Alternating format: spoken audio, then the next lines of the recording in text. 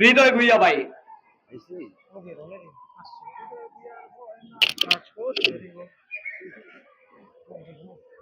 সবাইকে সংগ্রামী সালাম ও শুভেচ্ছা। আসসালামু আলাইকুম। আওয়ামী লীগের সকল কার্যক্রম নিষিদ্ধ করায় আমাদের অন্তর্বর্তীকালীন সরকারকে আমাদের ছাত্র জনতার পক্ষ থেকে ধন্যবাদ জানাই। আওয়ামী লীগ একটি গণহত্যাকারী দল। এই আওয়ামী লীগের চ্যাপ্টার 5 তারিখেই ক্লোজ হয়ে গেছে। আওয়ামী লীগের মৃত্যু হয়েছে 5 তারিখে, আর কবর রচনা হয়েছে গত পরশুদিন আমাদের শাহবাগে। এই আওয়ামী লীগের বিচার কার্যক্রম শেষ হওয়ার পরে যদি কেউ আওয়ামী লীগকে আবার ফিরিয়ে আনতে চান, নিয়ে আসেন, সমস্যা নাই, কিন্তু নিয়ে আসার আগে আমাদের কিছু দাবি আছে, তা পূরণ করতে হবে। আমাদের দাবি 2009 সালে বিডিআর হত্যাকাণ্ডের প্রত্যেকটি শহীদকে আর তাদের জীবন আবার ফেরত দিতে হবে। প্রত্যেকটি আহত ভাই বোনদের যারা পঙ্গুত্ব বরণ করেছে, তাদের অঙ্গহানি হয়েছে, তাদের অঙ্গ ফেরত দিতে হবে।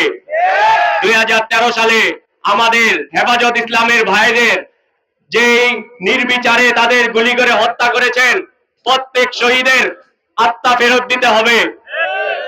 সর্বশেষ 2024 সালে এই জুলাই বিপ্লবে যারা আমার ভাইদেরকে হত্যা করেছে, তাদেরকে, যারা এই গণহত্যাকারী দল আমার ভাই বোনদের শহীদ করেছেন, প্রত্যেকটি শহীদের আত্মা ফেরত দিতে হবে। প্রত্যেকটি আহত ভাই বোনদের যারা অঙ্গহানি হয়েছে, তাদের অঙ্গ ফেরত দিতে হবে, তাদের অঙ্গ জোড়া দিতে হবে। তারপরে আওয়ামী লীগ আসবে কি আসবে না তা ছাত্র জনতা চিন্তা করবে।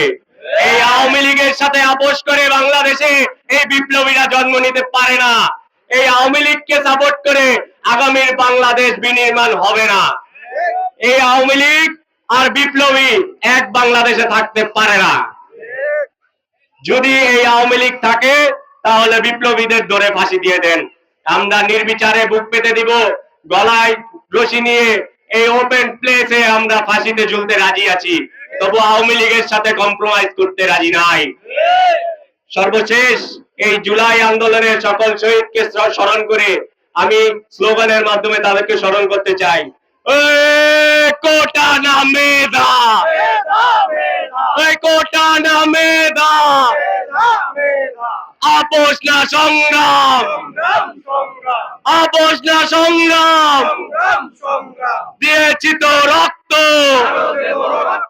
রক্তের বন্যায়, জি জি হাসিনা,